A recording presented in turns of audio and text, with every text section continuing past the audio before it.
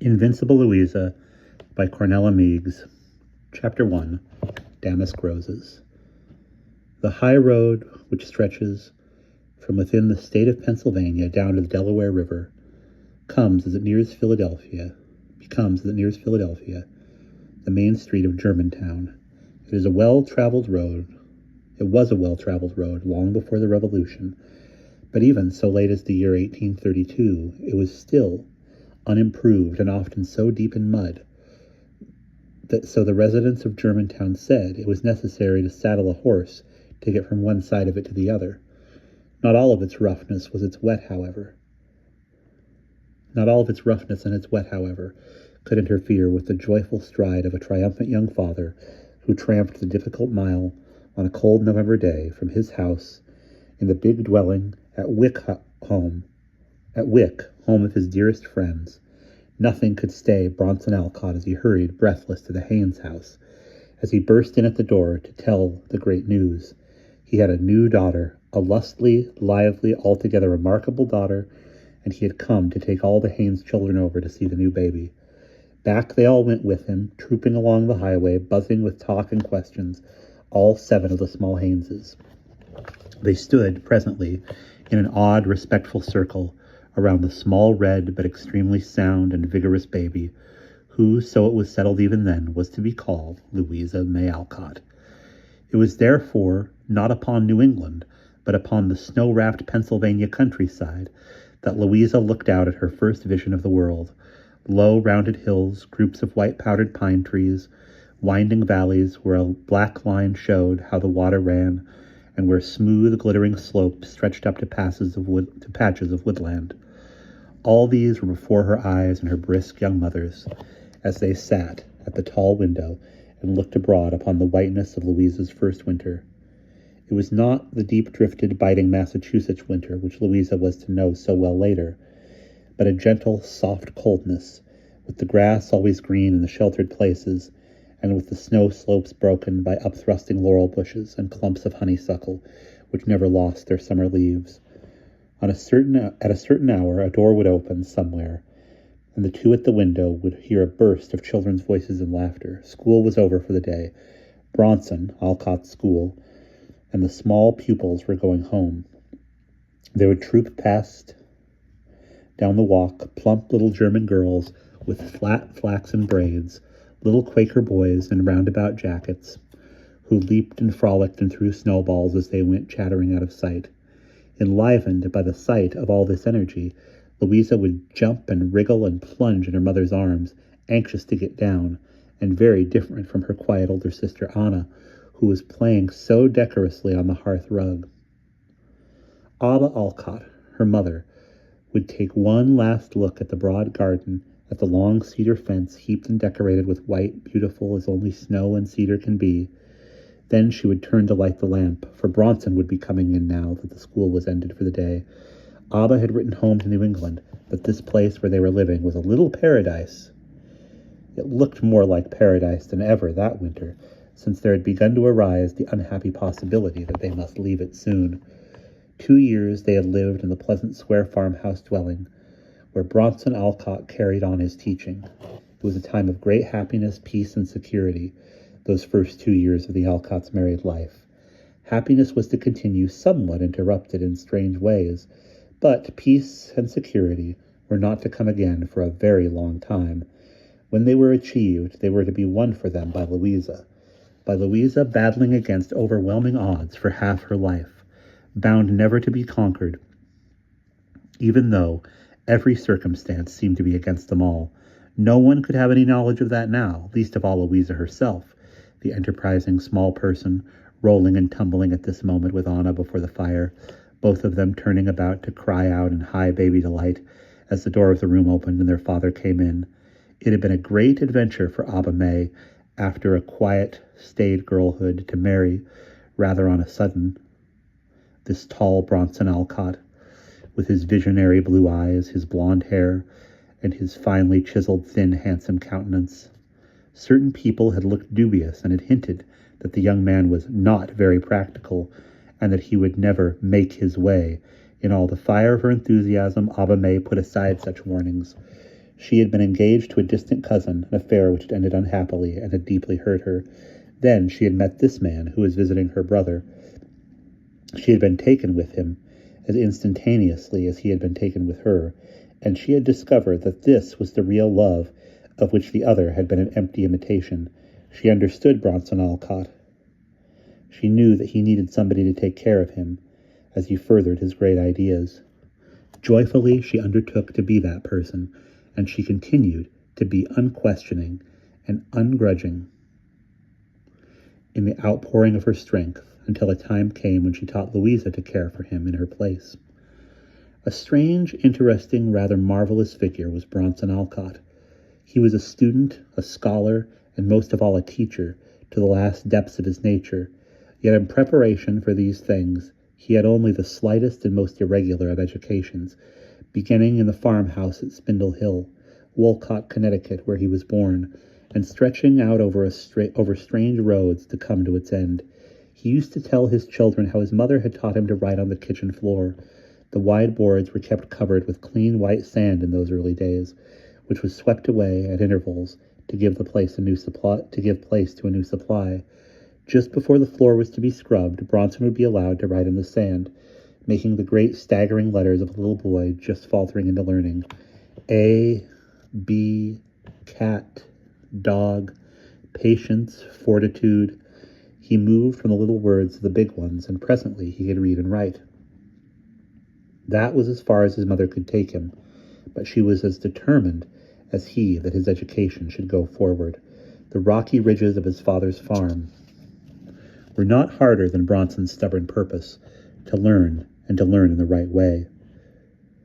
The boy's father lacked the money to give his son schooling, and further lacked, totally, the inclination to believe in such a necessity. Work was what put a person forward in the world. So he believed. Hard work, with feet and hands and back. The boy learned to work on the farm, but he was always nursing a greater ambition. As the years passed, it became evident that the college education for which he longed was completely out of the question. Therefore, he set out to seek what he needed in another way. He was 18 years old when he started on foot to travel to Virginia and find himself a place to teach and to study.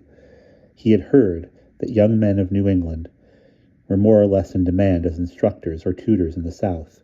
He could see no means of getting there except by walking. A kindly ship captain gave him a lift by water from New Haven to Norfolk, on the understanding that Bronson should repay the passage money as soon as he found work. So anxious was the boy to be rid of the debt, he did not take time to look for a school, and closed with the first employment which offered, a service with a tinsmith in Norfolk.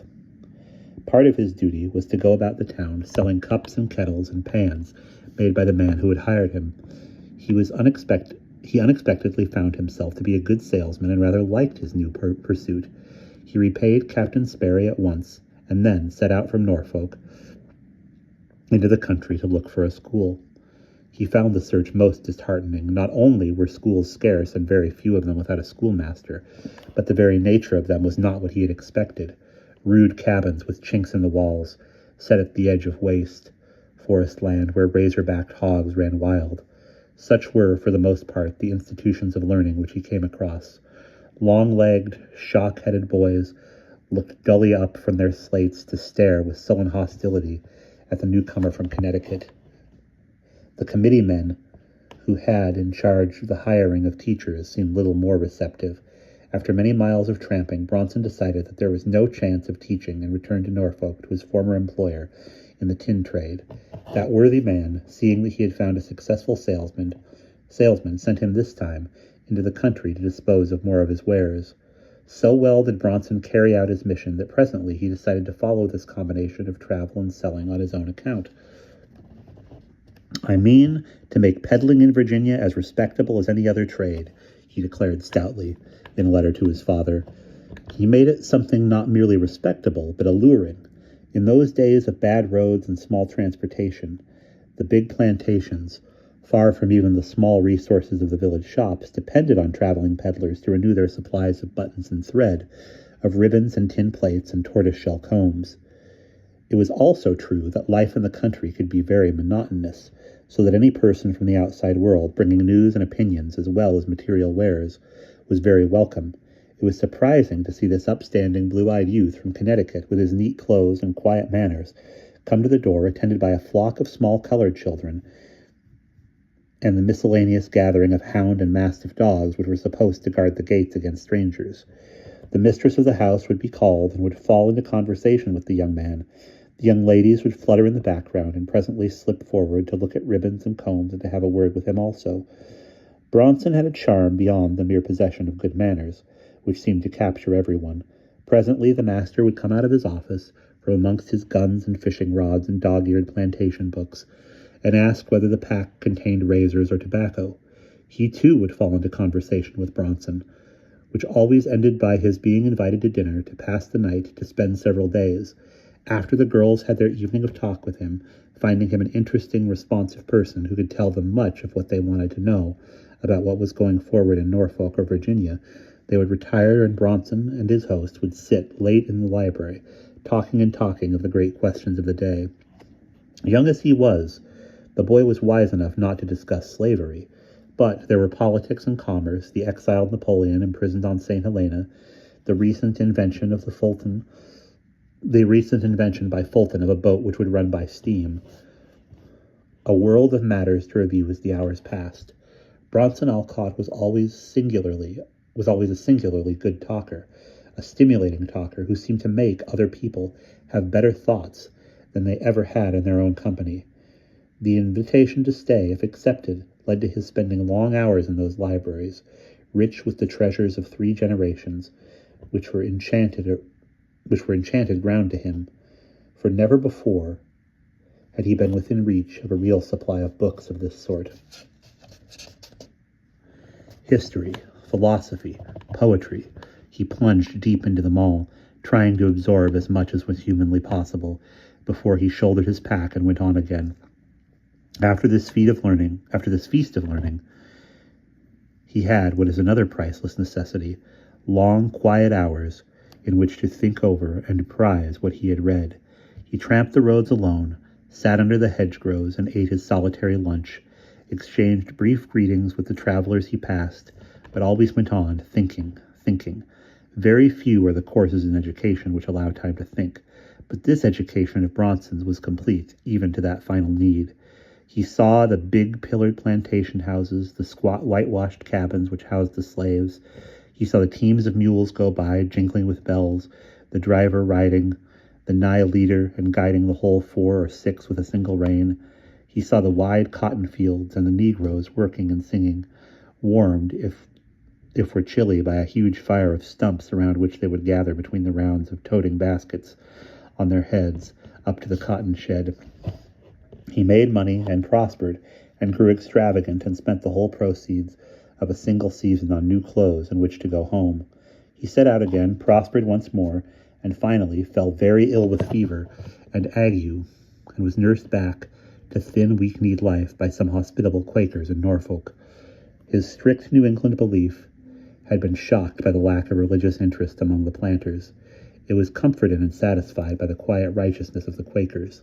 He came home at last, penniless, but so full of memories and experience that the 4 years amply repaid all of the toil which he had put into them. When he was a small boy, only newly master of reading, one of them had lent him a copy of Pilgrim's Progress. The book fired his spirit and imagination in a way beyond the power of words to describe. He loved it with intense devotion all of his life and made it a fundamental part of his children's education. He once said that the sort of life which would satisfy him completely was to walk through the world all of his days, stopping to have conversations with people by the way.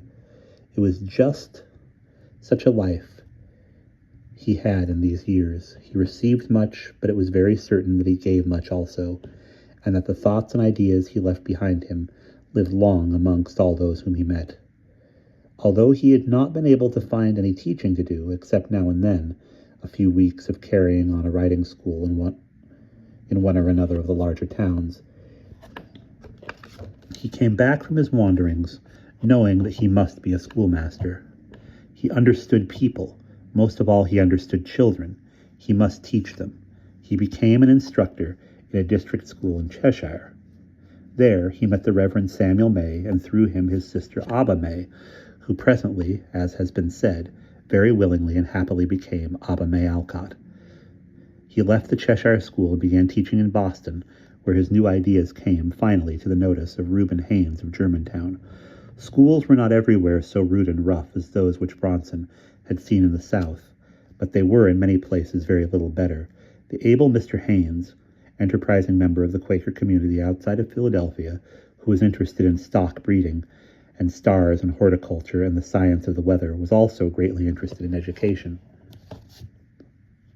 It was his plan to start a series of schools in his town, to support them from his own funds, and to offer children of all ages the stuff which their growing minds really needed. He journeyed to Boston, saw this young schoolmaster, of whom people were beginning to talk, and decided that here was a man to give what children wanted. He was right. Thus it came about that Bronson and Abba Alcott, newly married, came to Germantown to live under the strong protection of Reuben Haynes. All their lives the members of this haphazard family were singularly lucky in friends, in people who appreciated and loved them and would do anything in the world for them. Reuben Haynes was one of the first and perhaps one of the most interesting of all these kindly spirits. Although Bronson Alcott was unfortunate in never being understood by the many, he was singularly blessed by being understood by the distinguished few. A tall man with a thin, thoughtful face, ruddy skin, deep-set affectionate eyes, and a broad, gentle mouth, such was Reuben Haynes. His Quaker plainness of speech and thought, his sturdy directness of high purpose, made him an ideal person with whom to work. Under his patronage, the school opened in the little paradise of Pine Place, the house he had bought for Bronson Alcott. All the Quakers of the community liked Bronson's gentle methods. The Germans liked his thoroughness. The children loved him. It was a cruel mischance for all concerned that the dearly loved Reuben Haynes died not long after the founding of the school. Yet in spite of that, Abba and Bronson Alcott had 2 years at Germantown, the first, at least, being one of untroubled and prosperous serenity.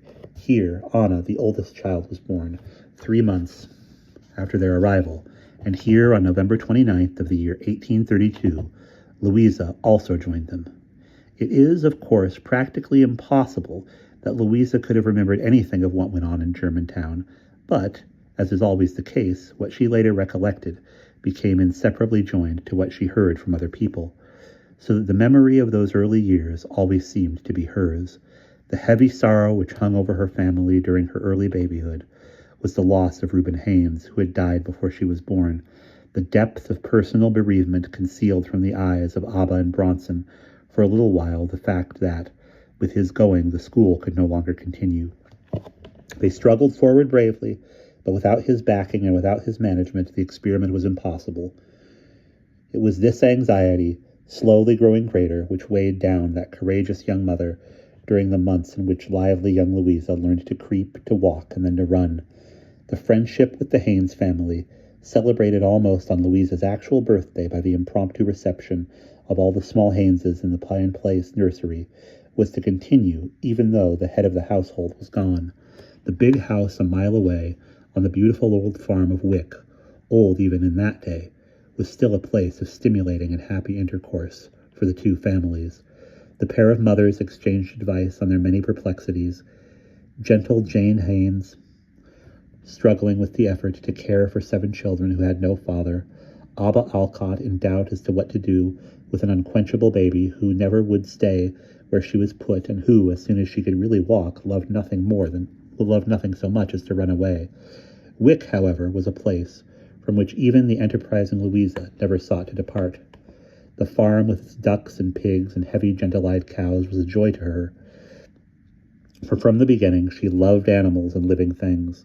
The garden in summer with its tall rows of damask roses, its magnolia trees, its neat round beds with borders of stiff, springy box, was such a region as not many young persons have for the practice of their first attempts at walking. Louisa, fat and agile and overflowing with chuckles, had many a glorious hour in that beautiful garden at Wick. The family in that plain, stately house, the cheery Haynes household, meant more to the Alcotts more to the memory which they were to carry away from Germantown than could any of the charms of the farm and garden. There is something in Quaker family life that is not matched anywhere else, because in those times Quakers were cut off from the more usual outside pleasures of living, from music, which had no place in the Quaker scheme of things, from dancing and theaters and gaiety of the social sort. Something very different developed within those big lively households. The amusement was all from within, a common spirit of delight in small things, of family jokes and understandings, of complete comradeship between parents and children. The utter simplicity, almost bareness, of living did away with the cares and complications which luxuries bring with them. There was comfort in the Haynes house, warm fires, good food, spotless cleanliness, and there was never the smallest pretense of anything more. The deep square windows had no curtains, but through them the sunshine came flooding in upon the painted floors. The great room of the house was merely a hallway, with broad glass doors at each end, and with a glimpse of the peonies and larkspur of the garden massed beyond. Here, only a very few years before, Lafayette had received the worthiness of Germantown, the throng of people pouring in at one of the great doors, and out at the other into the garden. Here, Audubon had come to give drawing lessons to the eldest Haynes daughter. Here had come Rembrandt Peale, one of the greatest of American painters, to make a portrait of Reuben Haynes, who had befriended him when he was struggling and unknown. And here, most of all, was the unruffled peace and genuine happiness of living, of a household devoted and gay, high-spirited and happy, even in the face of sorrow. It seems as though the Alcotts' own family life always carried with it the indelible stamp of that earliest friendship.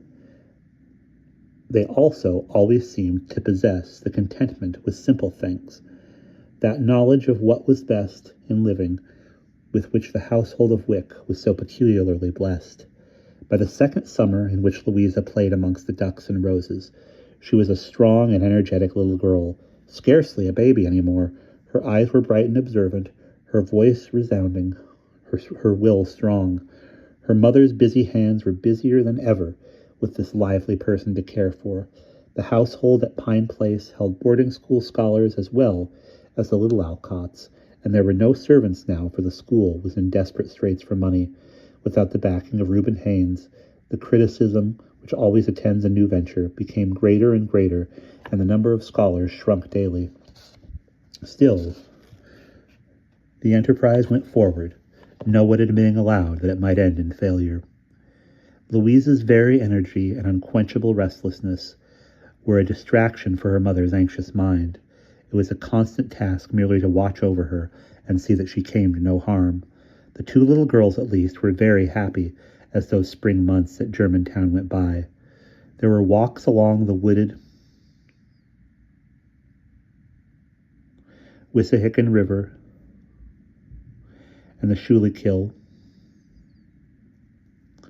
Actually, that might be pronounced Skylykill. If somebody lives there, let me know.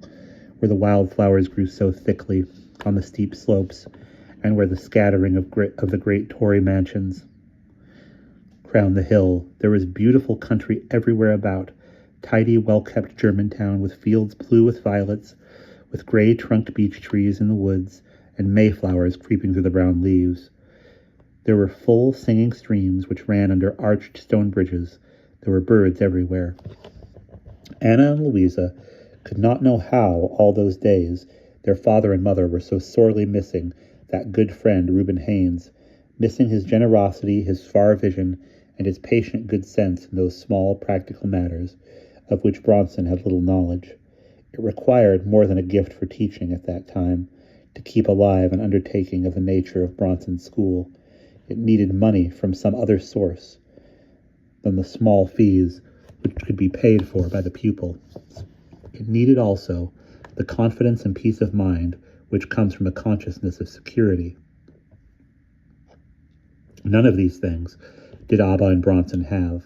They did wonderfully well to battle forward as long as they did. The school grew smaller and smaller. It finally came to an end, and a great plan dwindled into nothingness. There was a brief session in Philadelphia at another school which also failed to prosper. Then suddenly there was a momentous decision and a great bustle of packing. Without in the least knowing or caring how it came about, Louisa found herself on board a steamer, journeying down the broad Delaware River and out into the bay on the way to Boston. It was summer. The shores were green. The old stone farmhouses and cottages stowed between the trees, with drifts of bright color in the gardens, to remind the travelers for the last time of the warm, sweet rose garden of Wick. They were leaving behind some very good friends, some very happy memories as they sailed away, full of hope for new things.